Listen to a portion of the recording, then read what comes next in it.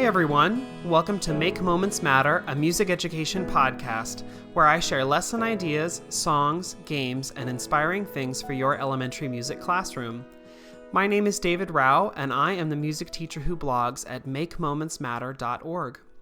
This episode of the podcast is a replay containing the audio version of a Musical Mondays live video. If you're not familiar with Musical Mondays, every Monday night at 8 p.m. Eastern Time, I go live on Facebook and Instagram to share about the lessons that I'm using in class with my students. I give a recap of my kindergarten through 5th grade lessons, and then do a deep dive about one grade level and share the books, instruments, songs, and process that I use to teach the lesson to kids. This podcast episode contains all the audio from the Musical Mondays video, but if you'd like to see a replay of the video itself, you can find a link to the archived video on YouTube when you click the link in the notes for this episode. Thanks so much for tuning in. Here's the show. Hey everyone, my name is David Rao, and I'm the music teacher who blogs at makemomentsmatter.org. You can also find my ideas on Facebook, Patreon, Instagram, a variety of places when you search for my name, David Rao, or Make Moments Matter. Tonight I'm going to be talking about kind of out of sequence or out of the ordinary lessons, like those times where you have to teach a lesson to a grade or a class or something, and it's off of your normal rotation. So you're like, do I teach just like a random lesson? Do I do an extension of something I've already done? Because like, what do you do in those times where you're like, well, I've sequenced it because I have to teach to all the classes, but I don't want to teach something new that I'm not going to teach to other kids, so you don't remember. So I'm going to talk a little bit about what I had to do today and what I used to make that work, to give you just a few more ideas in case you want to, or you're facing something like that yourself. So it's sort of an out of sequence of your normal lesson plans. How can you fill in that space? That's coming up. If you hear me talk about a resource, a book, a thing that you really like, I link it all on one page on my blog under the videos tab. You can click there to find it, or you can just click at the bottom of the link wherever you're watching, listen to this, and you should be able to find that. A couple quick things. If you want to see me in person and not just through a computer screen or your phone or whatever, I'm doing workshops. One this Saturday, April 26th in Forney, Texas. It's a free workshop. You just have to go and sign up for it. So you can do that on the links page if you want, or you can just, you can actually go to my Facebook and find it there too. Also this summer, I'm teaching levels in a couple of places through the summer for Orff Schulwerk levels. I'm teaching level 1 Orlando, and I'm also teaching level 2 in St. Louis. And if you want to come to either of those, that'd be cool. But if you're like, but I live in that area and I want to take one of the other levels, well, I know there are openings right now in level 2 in Orlando for the Central Florida Orff chapter. Come and join us there. It's going to be a super great time. And you could take level 2 with the amazing Billy Ferguson, or if you want to take level 1, you're around St. Louis, come and join us there. You can take level 1 with Jason Glasshauser, who's brilliant and wonderful, and have some amazing movement and recorder teachers. And I'm going to be there and doing other stuff too. So come and join us for either one of those levels. It's going to be a really good time. Okay, enough talking about that stuff. Let's talk about these out of cycle lessons. So if you have never taught elementary music before, what are you doing on this channel? But if you have, probably you've had this instance where, maybe you have 3 first grade classes and there's just a random day where you see one class more than another and you have to like fill in a lesson or come up with something new or repeat something you've already done. You have to make that determination. What are you going to do with those like lessons that are out of the normal cycle? And so that's what happened to me today. We had a day that today was supposed to be a day off, but then we had so many snow days, the district took back this day and was like, no, we're having school that day. So instead of like shifting everything over and moving everything over, our special schedule is kind of set for the year. And so instead of like moving a day 2 over to today and then moving everything behind it, we just decided to do sort of a random kind of a day. We call it the special smorgasbord. And it's like a day where we made things up. And so what happened was, of my 6 grades, K through 5, I did not see 5th grade, I did not see K. Those were my plan moments or just time off because we have enough specials that we were able to rotate in and out. And so I didn't see either of those, but I did see 4th grade, 3rd grade, 1st grade, and 2nd grade. So what did I do for those classes? Well, the way we rotated in today, we had, so like say you're 4th grade. We had 3 different things happen. You showed up at the gym, we did a little lap or whatever, we talked about what was going to happen, we separated out, and then we had rotations. So they were in the music room for 15 minutes. Fourth graders, one set for 15 minutes, then they moved to the library, and then they did something there for 15 minutes, they moved to the gym, they did something there for 15 minutes. Or maybe it was the art room, maybe it was the STEM room, depending on what hour it was. But that was the basic idea, is that I would have a rotation of 15 minutes for each class. This feels like an episode of Chopped, because it's like, okay, you only see kids for 15 minutes. You're going to see them in odd groupings. In some grades, we only have 3 sections, and in some we have 4. So in the grades with 4 sections, it was like I got a class plus 7 extra random kids from a class that we like separated out to make it work. Oh, and they were going to be coming with iPads. This felt like an episode of Chopped. I was like, what can I do in 15 minutes that is curricular that they will enjoy on this? Like, they had a long weekend because they had Friday off. We had a PD day, but they had Friday off. And probably hyped up, maybe like kind of hung over from Easter candy, Easter weekend. What can I do on this day that is not going to have me ripping out my hair? What's left of my hair. Okay, so I was like, well, okay, what can I do? So my first thing was 4th grade, and I was like, I know we are in a recorder unit. I don't want them to all break out recorders because that would be mayhem, and 15 minutes isn't really enough time to get them out and take them back, and they actually are taking them back and forth to home, so I don't want to like have them bring them down and lose them in the art room, whatever. But I knew they were coming with their iPads, and I was like, great. So I have a game that they can play. It's a QR game. They just scan a QR code and they go play it online. That is Treble Clef Note Names. And so it'll help to reinforce what they're doing. It's actually Easter themed. Oh my gosh, perfect. And then I was like, but that's not quite enough. I also wanted them to work on 16th notes. We hadn't really been doing a lot of that. So, because we were doing recorder stuff, right? And so you don't really play 16th notes on recorder, at least not in your first year. And so I was like, what am I going to do? So let me show you the 2 games that I did with them. So the first one, not that one, different grade. So that's one. Okay, one is called Easter Eggs, Notes of the Treble Clef, and one was called Superfood Rhythm Challenge. Both of these I linked all my interactive games on the links page, and I'll also link the Easter one specifically. So let me show you one of these games. So it's really easy. All they have to do is just open up their iPad, scan with the camera, and it pulls open the game. So let me see if I can show you both of these. So in 15 minutes, it was easy enough to show them how it worked and then to have them pull them up and play the games. So the first one, the screen comes up, and what they have to do is they have to tap one, and at first it's just one note name, and it goes through and they read the note on the staff and figure out which one it is. If they can figure it out correctly, they get a little Easter egg. That is a little loud right in my ear. Okay, I don't know if you can hear the little magical sound, but it was magical, but it was very loud magical in my ear. And they get another challenge. Let's do another one. Hello, it's like, it's trying to connect to my home Wi-Fi. Okay, FAC, which note is this? So now it's space notes, so line notes and space notes. Is it more than what they're using in Recorder right now? Yes, but is it good practice? Yes. Let me go back to the main screen. You could also do something where it is, where it's a line on the staff and they have to then choose the note name that matches. So kind of it gives them the letter name. They have to choose where it goes in the staff. Kind of the reverse of what they did before. Same thing before. If they get it right, they get an egg. If they don't, they get this little gross little bird thing.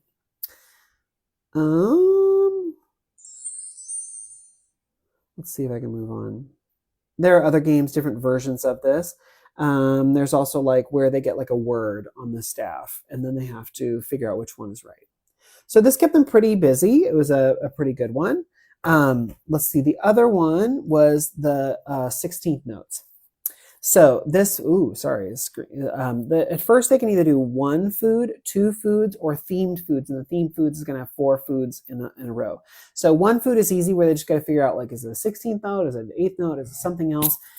That's a really easy one. But then these trickier ones, there's junk food version, there's a veggie version, a fruit version, a barbecue version. And so what they do is they have 4 foods in a row: Frappuccino, donut, pie. And they have to figure out which rhythm matches of the 3 options down here. If they get it right, they move on. If they don't, they don't. And there's a little progress bar on the top. So let's get the right one. hooray, they did good, and they get progress, they get to move on.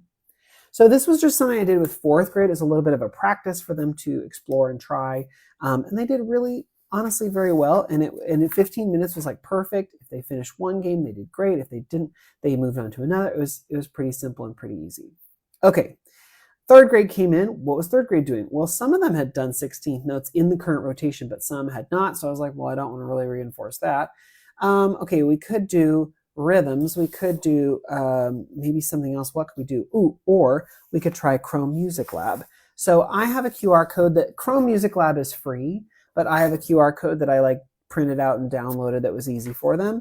And so Chrome Music Lab, let me pull that up and show you how I did, or what we did with that. With this one, it was kind of simple because Chrome Music Lab kids just love to play around.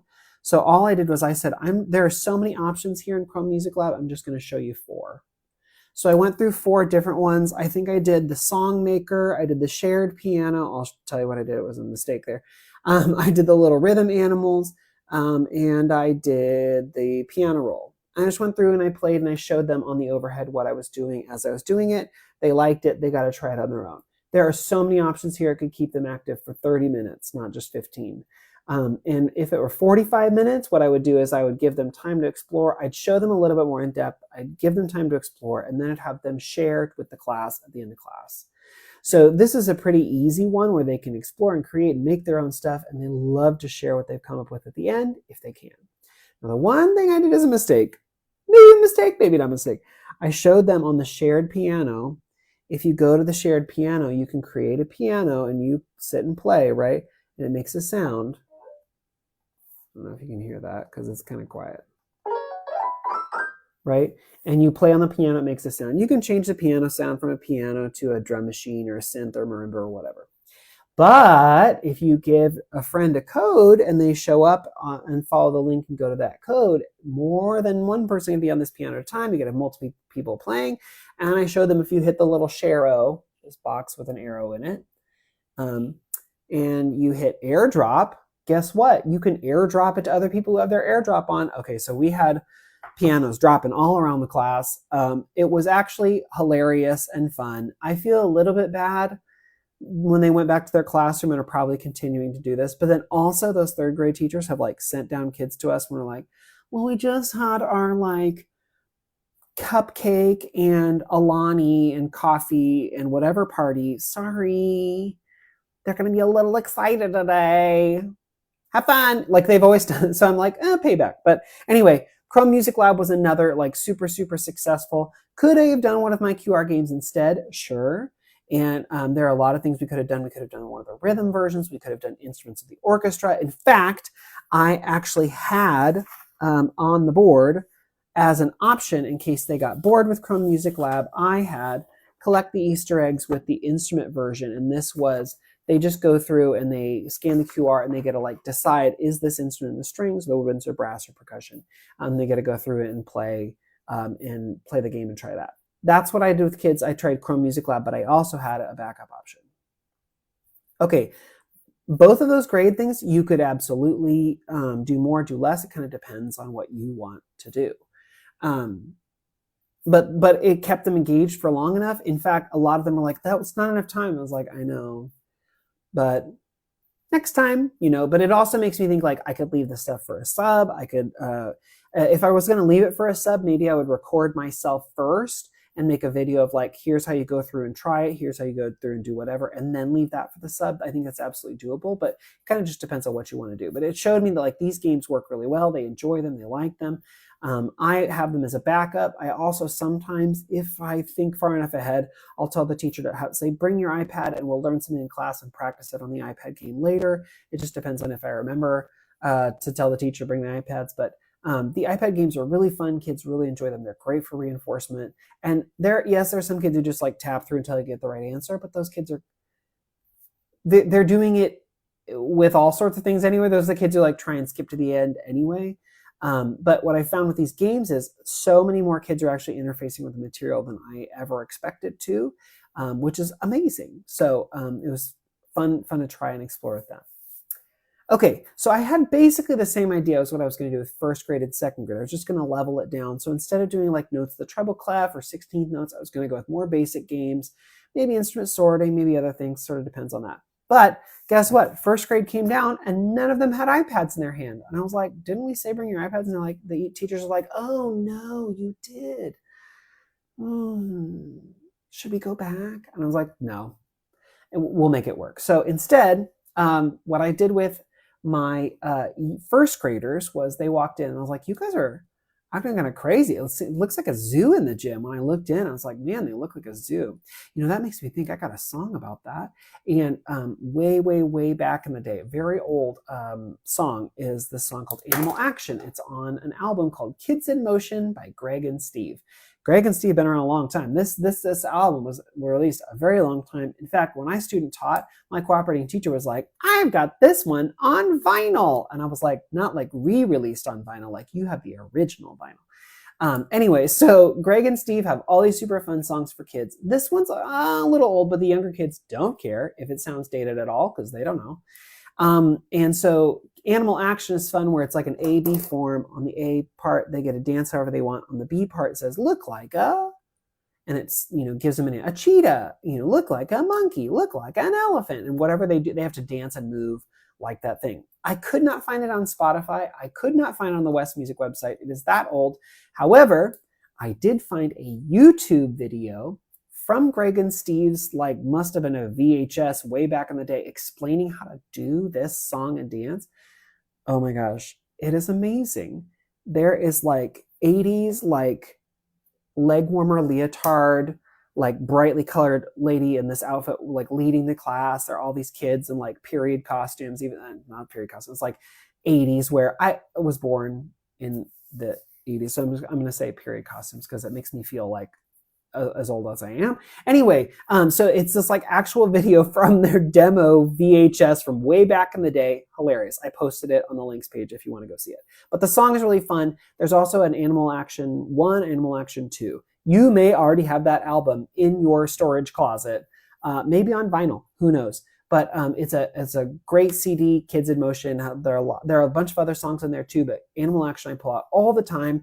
So my kids would dance, act like an animal, dance, act like an animal. And then after that happened, that was 4 or 5 minutes, I said, something very exciting is happening this week, the book fair.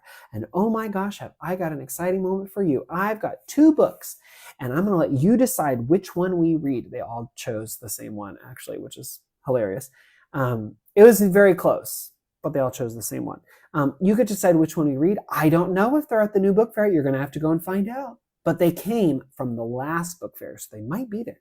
Okay, so one is called Heart Takes the Lead. I talked about this on my Instagram stories, I don't know, many weeks ago, but I'll show you in just a second. The other one is There Was an Old Lady Who Swallowed a Rainbow. How many of these books are they going to make? She's just out there gobbling down, any old, there's any old theme you want, go to the farm, go to the ocean, go to the space, anywhere. She'll just, whatever. This one, she makes, I'm not going to tell you. I'm going to let you go find out for yourself. No spoilers. Okay. Heart Takes the Lead. This is a hilarious little book about how your heart and your brain sometimes disagree, and it's kind of stereotypical things like, what does your heart do? Your heart's impulsive, excited, emotional. What does your head do? It's thoughtful, makes lists, it contemplates, it thinks. And how do they interact? Well, they don't always get along. Sometimes they get along. And in this story, the real crisis of the story, they, live together, coexist. The real crisis of the story comes when one day Hart finds out he can buy an instrument and learn to play an instrument and gets really excited, and Brain is like, no, we'll look dumb. People make fun of us. We can't do it. Hart decides not to do it. Brain is right, doesn't. Hart breaks. And eventually, Brain is so sad, realizing the heart is so sad, that he goes, okay, fine. We could be laughed at. We'll probably be terrible. Never going to be any good. And then gets real honest and is like, I'm kind of scared about it. And Hart's like, I got you. We're going to make it work. And then they do buy the trumpet. They learn. They get together. It's a sweet, sweet, sweet story about taking risks and trying new things, follow your heart, but use your brain, work together. And also very, very musical. So both of these were at the last book fair. I legitimately don't know if they're at the current book fair, but kids can go look. So it's on theme with the school. It's one of those books that, as I was thinking, as the kids were rolling in, I was like, oh no, none of them have their iPads. What am I going to do instead? I was like, well, I could do a song from a recent concert. I feel like I've done those 85 million times. I don't want to do that again. And then I was like, you have that whole shelf of books that you don't always get to all of them every year. So just pull 2 out and read a couple. So that's what I decided to do. And those were 2 great books, and ties in with the book fair happening this week. Okay, and then second grade. With second grade, I was like, what am I going to do with second grade? They really need to work on rhythms, and I really want it because in their classroom, I know that they're talking about syllabification, like that's a big push in second grade. And so I did the game where they got to figure out words and decide how there's, how they match with rhythms. Is it toddy toddy, like 2 sets of eighth notes? Is it a quarter note and 2 sets of eighth notes? 2 eighth notes and a quarter. It's basically the game where they get to go through and play. Let me see if I've got that one linked up here. It's like the game I showed a little bit earlier, except sans 16th notes. Yeah, so Beat the Bunny, what they have to do is they go through, they find a word, and I just show them one. Easter bunny. Is that toddy toddy? Is it ta, or is it ta, toddy? And if they get the wrong one, gives them a little squishy bird. It doesn't, oh no, this one goes, oh no, sorry, this is not a squishy bird. It gives them an oh no page and they get to try again. Toddy toddy is the correct answer, and it takes them to a hooray, next challenge, and they get to keep going. So it's all Easter themed, all different stuff, but it's all words that are pretty simple for them to do. I saw a lot of kids, like Easter bunny, those things that I know that they do in their classroom to figure out the syllables of a word. I saw kids also like put their hands in the chin and go Easter bunny, which is another tactic that they use to syllabify. Well, like if they can feel their chin go down, that means a syllable. Easter bunny. So they got to syllabify. The other thing was we had just finished out talking about the brass family. And so I gave them this game where they get to go through and decide which instrument is which. It's the 4 corners game. There are 4 possible answers. If they think that something's in the wrong family and they choose the wrong one, it gives them a little no. And if they get the right one, they get this harp sound that was like ringing all across the music room. And they get to go on. There are a bunch of instruments with a bunch of challenges. Some they've maybe heard of, some they probably have not. Like a sitar. We've never heard of that one. A bugle. I bet they haven't seen that one before, but they can use their skills and try and figure out. And they actually really were interfacing with this really well, and we're very excited about it. You're in 15 minutes, that's barely enough time to get through these games if they're Zooming. I still had kids who finished early. And so I pulled one of my other musical instrument games and was like, try this one. If you get through, try it. And it's another one where it's just identifying instruments by their families. It's just a different version of it. It's something I did with my older kids. But for those high flyers, they got through and they did that instead. Okay, this was a lot. I put a bunch of these games and links on my links page. I also put the Greg and Steve video, which is hilarious. Please go and watch that. But these are just things that I know that I could do to not really fill time. It is filling time because it's off the rotation, and so I don't want to teach anything that's brand new in case I don't want kids to miss it, right? It is new content. It's not new content. It's a review of content in lots of different ways. It's exciting for them. They're bringing their iPads anyway, so they were excited to do that. You could do some of these QR games on like the screen and have a kid come to your computer and type in the answer. They do come up on web pages, so it's not just an iPad thing. It could be an on-screen thing, or it could be a Chromebooks thing. It just kind of depends on what you want to do. But all these games are reinforcing. I could extend them to make it longer. I could do just like one game if I needed it to be shorter. There are a lot of options with that, which is what I love on these days where it's like, oh no, we got to fill in. So I hope this gave you some ideas for what you could do with content and how you could sort of change that if you want. Next week is another new Musical Mondays video. I hope you'll join me. If you are in Texas, around the Dallas area, come and join us this Saturday in Forney, Texas for an in-person workshop. It's free thanks to West Music and Forney ISD. So come and join us this Saturday. I hope you do it. Otherwise, I'll see you next Monday. All right. Bye, everyone. And Instagram.